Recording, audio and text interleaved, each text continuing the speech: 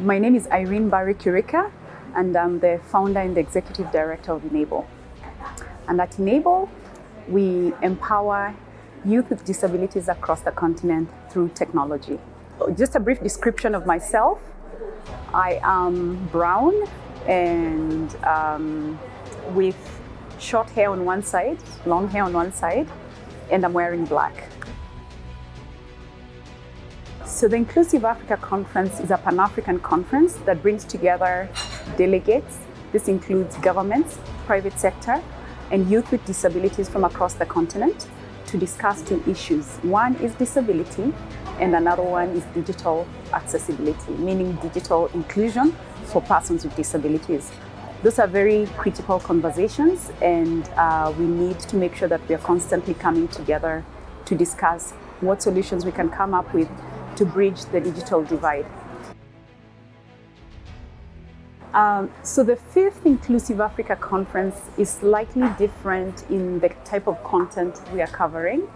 Some sessions that we never had last year were like gender-based violence, sexual reproductive health, and many others. But I think the difference is that this time, 90% of the sessions that you see were actually suggested by participants from last year. So, and it's the same thing we'll do. We'll speak to participants again, look at the feedback, and again curate new sessions for next year. So, and that's why you see some of them are really connected to the ongoing sessions this year. What I love about the fifth Inclusive Africa Conference so far is one, the involvement of government.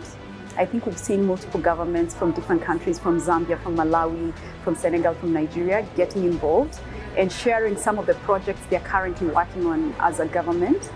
Number two, I love the involvement of private sector, especially when they're talking about the gap in skilling. They have youth with disabilities who are graduating, and the jobs they're offering, there's a complete mismatch with the skills. So that's something we need to address. I also love the presence of innovators from across Africa who are really showing us some of the innovations they've come up with over the years with very limited resources.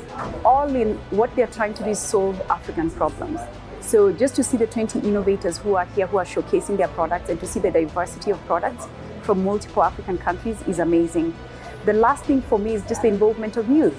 I keep saying that you invest in youth with disabilities today, you're investing in the future of disability, because Africa is a very young continent.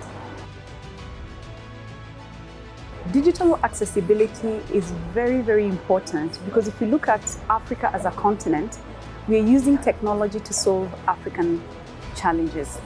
We are coming up with technological solutions in everything that we are doing, whether it's financial services, whether it's healthcare, whether it's education, employment, we are using technology. The problem is that most of this technology is not inclusive to people with disabilities because it wasn't designed with them in mind. If you don't understand my requirements, what my needs are, you can't design for me. And that's why digital accessibility is really simple. And all it means, digital accessibility simply means that persons with disabilities should be able to access the same information just like everybody else. It doesn't matter which device they use or which assistive tech they use. All they're asking is, if it's a mobile money application, can I be able to log in by myself? Can I transfer money by myself? I don't need to get help from anyone because I'm blind.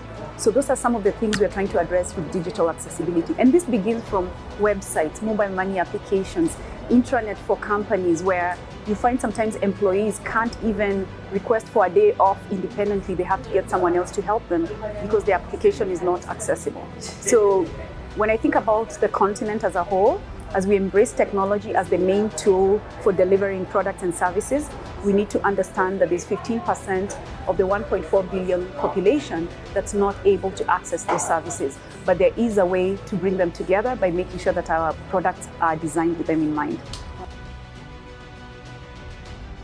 So if you want to support Enable, the best way to reach us is go on our website and go on the Contact Us page and send us a message, and we'll definitely get back to you, and we can have a discussion about how we can collaborate. We are open to collaborations.